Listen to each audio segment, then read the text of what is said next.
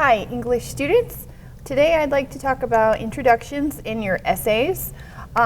So one way that you can think about creating an introduction is to think about a funnel. And so you don't always have to write an introduction in this way, but if you're struggling and you want maybe a formula or just a little bit of a guide, you can think of your introduction in a paper as being like a funnel. And so what you're going to do within that funnel is start off broad, not super broad, but start broadly in your paper with the topic. And then you're going to sort of like funnel your way down into the thesis. And then whatever you mention in your introduction will be things that you definitely want to cover in the rest of your paper. So things that you can introduce into this funnel shape is your potentially some supporting arguments that you might want to cover. Again, these are just suggestions.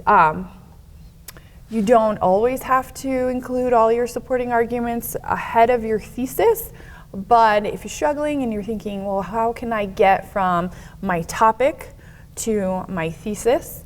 You can think about it in this way. So you could include supporting arguments. A good way to start off a paper is with a hook.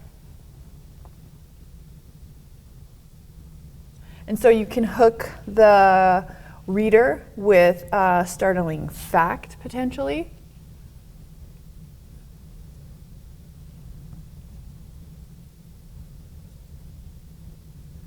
And then maybe segue into some of your supporting arguments. Definitely everything that you include in your introduction you want to cover in your paper. So if you bring up something and then in the introduction and you never bring it up again in the paper, what you're going to end up doing is leaving your reader hanging. And so you don't want to do that. And so your thesis is going to be specific.